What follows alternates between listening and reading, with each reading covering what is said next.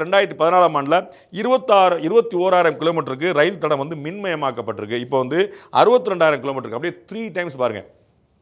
மின்மயம் உங்களுக்கு தெரியும், diesel petrol இந்தியாவில் அதிகமான அந்நிய செலாவணி வந்து போகிறது வந்து இந்த டீசல் பெட்ரோல் இறக்குமதி தான், கச்சா எண்ணெய் இறக்குமதி தான். க்ரூட் ஆயில் நம்ம வாங்குகிறோம், அது ரஷ்யாவிலேருந்து நம்ம வந்து கம்மி ரேட்டுக்கு, அவங்க உக்ரைனோட சண்டை போடாமல் வாங்கிட்டு, ஈரான்லேருந்து வாங்கிட்டு, பைப் மூலமாக வாங்கிட்டு, கேஸாக வாங்கிட்டு, இப்படின்னு இந்த க்ரூட் ஆயில் அண்டு இயற்கை எரிவாயுலாம் நம்ம வந்து பாடுபட்டு வாங்க வேண்டியிருக்கு. நம்மளால் வந்து அதிக அளவுக்கு உற்பத்தி பண்ண முடியல, அங்கங்கே இப்போ தான் கொஞ்சம் எக்ஸ்ப்ளோர் பண்ணிட்டு இருக்காங்க. அப்போ நம்ம என்ன செய்யணும், க்ரூட் ஆயில் வந்து வாங்கிட்டு இருக்கிறோம், அது அந்நிய செலாவணி ஏகப்பட்ட அளவுக்கு காசு டாலராக போயிட்டு இருக்கு. அப்போ அதை எப்படி குறைக்கிற அப்படின்னா, என்னென்னலாம் நம்ம வந்து டீசல் பெட்ரோல் யூஸ் பண்ணிட்டு இருக்கோமோ அதெல்லாம் குறைக்க முடியுமான்னு பார்க்கணும். மெயினாக வந்து ரயில்வே தான். ஏன்னா இந்தியா முழுக்க நெட்வொர்க், லார்ஜஸ்ட் நெட்வொர்க் இந்த வேர்ல்டு.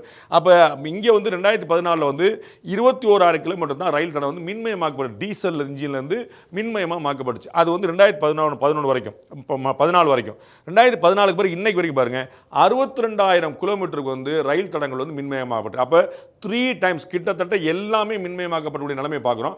அது ஒரு தொலைநோக்கு பார்வையோடு செய்யப்படக்கூடிய முக்கியமான விஷயம். அது தமிழ்நாட்டில் மன்னிக்கணும், அது இந்தியாவில் 3 மடங்கு அதிகமாக நடந்துன்னு பார்க்குறோம் ரயில்வே மின்மயத்தை பொறுத்தளவுக்கு.